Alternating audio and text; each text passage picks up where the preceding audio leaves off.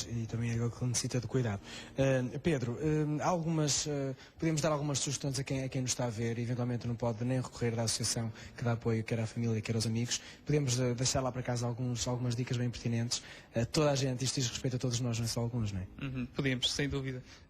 Toda aquela questão da atividade física, da manutenção desse tipo de atividade é importante, é tão falada, felizmente, atualmente, e nestes casos também é importante que seja mantido pelas competências motoras, toda a estimulação cognitiva que possa ser feita na comunicação, no lidar com o doente, enfim, é uma pessoa que temos à nossa frente, não deixou de o ser, e é importante que nós mantenhamos essa qualidade de vida e dar espaço para que o doente possa manifestar aquilo que deseja, de uma maneira ou outra ele consegue fazer, portanto sim. Pode haver atitudes de prevenção? A prevenção é uma coisa complicada quando não se sabe a causa exata, mas, portanto, não há uma prevenção ainda. E ela ter uma vida também saudável e uma vida ativa, de grande sociabilização, também pode passar por aí um pouquinho, não é? O mais possível, o mais possível. Isso, enfim, tiramos benefícios disso para tudo, e aqui é exatamente o mesmo. É como eu digo, quando não há uma causa ainda conhecida, é complicado ter uma prevenção eficaz. Quer acrescentar alguma coisa?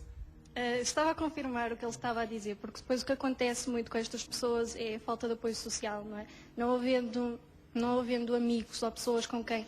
Porque imaginemos o caso de um casal em que a esposa quer sair de manhã, por exemplo, para comprar o pão, e não tem ninguém, não é? Se não tiver nenhum amigo que possa ficar naquele instante com o doente, porque depois há o perigo dele sair de casa e poder perder-se, não é? Daí o apoio social ser muito importante, e nós vemos que os nossos idosos estão muito afastados disso, não é? Muito isolados, e lá está, se houver esse apoio, conseguimos. O isolamento é contraproducente. Muito rapidamente, para terminar, há uma parceria muito interessante entre a associação que apoia quer os amigos, quer as pessoas portadoras de Alzheimer, e aqui com a loja do Avô, com sessões de esclarecimento, material de apoio, devido à informação. Como é que acontece? Em que moldes? Tivemos este mês e vamos ter até ao fim deste mês, todas as quarta-feiras, a partir das 5h30 da tarde, sessões de esclarecimento, portanto, nesta área, que é a doença de Alzheimer.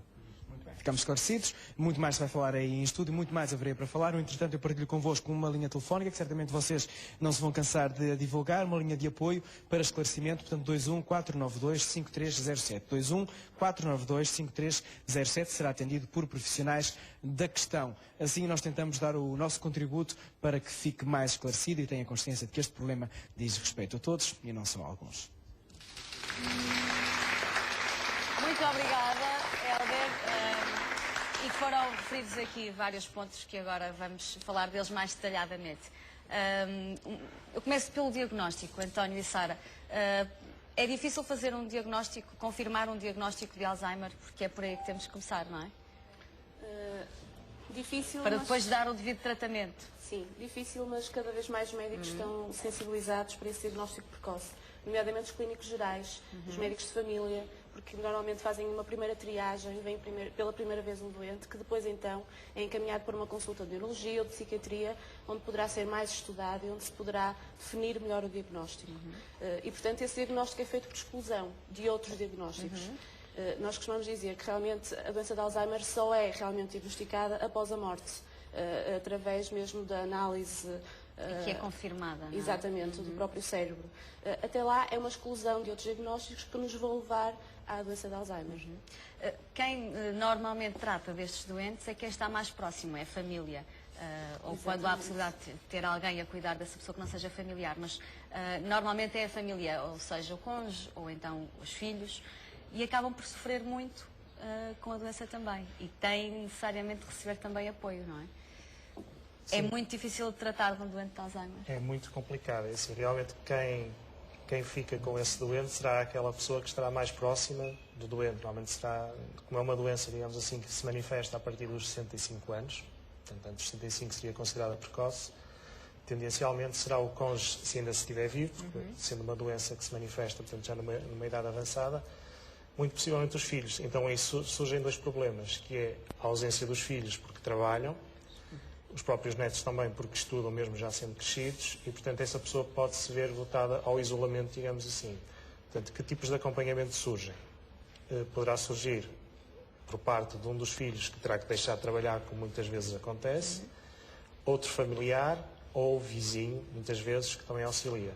Porque numa fase mais avançada estes doentes não podem estar sozinhos. Não, tanto. Têm tendência muitas vezes a sair de casa sozinhos e sabemos que esta doença é responsável pelo desaparecimento de muitos idosos. Sim, também, não é? vulgarmente se vê na televisão muitas vezes um idoso que desapareceu, procura-se, tendencialmente será uma pessoa que já tem perturbações, portanto, uma demência de Alzheimer. O que acontece? Ela sabe sair de casa, depois não sabe o caminho de volta. É algo típico não é? no doente de Alzheimer. Muitas vezes procura a sua casa de infância. Ou seja, a memória mais longínqua está mais presente, Permanece. mas se calhar não se lembra o que é que fez há 5 minutos, ou já não se lembra, por exemplo, onde é a casa de banho em casa. Exatamente. Não é? A memória recente é que se perde Não é? primeiro. O que é que comeu ontem, ou quem são estas pessoas que estão aqui ao meu lado, os próprios filhos, deixa de reconhecer, mas quem é a mãe, quem é o pai, e muitas vezes é a mãe e o pai que procura, apesar de já terem falecido. E essas saídas de casa é uma tentativa de os encontrar, no fundo. E sair de casa reconhecendo um ambiente que é o nosso atual e procurando o seu ambiente inicial, tornam ainda maior é a confusão e o doente então desorienta-se e perde-se. Não é? E que conselhos dar a as famílias que cuidam destes doentes de Alzheimer? Não deveriam receber também uma formação específica? O ideal seria ter sempre um cuidador específico para estes doentes, mas sabemos que é impossível, sabemos que são mais de 70 mil doentes de Alzheimer em Portugal, não temos centros de apoio que cheguem especializados para isto. Os nossos lares ainda não estão preparados para receber estes doentes, não é? Isso é o que nos chega à associação, não é? Portanto, isso acaba por ser uma missão da associação, que é precisamente conseguir dar qualidade de vida a essas famílias. Portanto, nós temos, e neste momento somos uma empresa certificada a nível de formação, e damos formação não só a esses formadores ditos informais, como também a formadores formais, portanto, no caso das instituições onde muitas vezes eles são internados. Precisamente para que saibam como lidar com um doente destes que tem características muito diferentes da normalidade de uma pessoa idosa que está nessas instituições. Então vamos a isso. De que forma é que podemos, e agora assim de uma forma mais rápida, ajudar essas pessoas? Como é que devemos tratar estes doentes? Tanto faz, depois no António a Sara. Antes de mais, temos que pensar que aquela pessoa que está ali à frente é uma pessoa, acima de tudo. E é uma pessoa com uma identidade própria e uma pessoa que tem uma história de vida e, portanto, pelo facto de não se lembrar quem é ou de não se lembrar onde está, não perde essa própria identidade. E muitas vezes a família choca-se com essa dificuldade. Como é que eu vou tratar o meu marido ou como é que eu vou tratar a minha esposa se ele não me conhece a mim e então passa a ser o doente da casa. E essa é logo a primeira atitude que deve ser trabalhada no cuidador. Portanto, entender como o avô, a avó, o pai ou a mãe, que sempre foram e que muitas vezes eram o chefe de família ou responsável pela casa. Para além de entender a pessoa como alguém única e com a sua própria identidade, depois temos que perceber que a pessoa tem direito a fazer escolhas, que muitas vezes é algo que a família faz pelo doente. Já não pergunta se quer aquilo ou aquilo outro, mas decide, porque é mais fácil, porque é mais rápido, porque o cuidador já não aguenta, já está muito cansado e, portanto, temos sempre que dar a escolha ao próprio familiar que está doente, para ele se sentir uma pessoa importante naquela família, para se sentir que ainda tem voz. Claro. E depois estar atento a uma série de pormenores, nomeadamente na casa, na habitação, que poderão ser inicialmente como prevenir, por exemplo, as fugas ou como prevenir acidentes domésticos que podem ser criados, porque as alterações cognitivas do doente de Alzheimer fazem com que todos os atos que eles desempenhem na própria casa não tenham noção da consequência. É como quase termos uma criança que põe o dedo na ficha ou que liga o gás e que se esquece que o ligou. Daí que temos sempre que terem atenção ao ambiente onde o doente faz as suas próprias atividades. E depois a qualidade de vida, o bem-estar. Temos que assegurar que o nosso familiar, que aquele doente está realmente a sentir-se bem, nem que seja num sofá mais confortável, ouvir uma música que ele gostasse de ouvir, por exemplo, quando era mais novo, ou simplesmente a comer algo que o satisfaça. Mas isto tudo tem que ser feito sempre tendo em atenção o cuidador, porque ninguém é de ferro. E isto é importante que se diga. Claro, e a paciência também, não é? Não é de ferro. Tem que ser ajudada. As pessoas também têm que ser ajudadas, quem cuida. Sim, Francisco.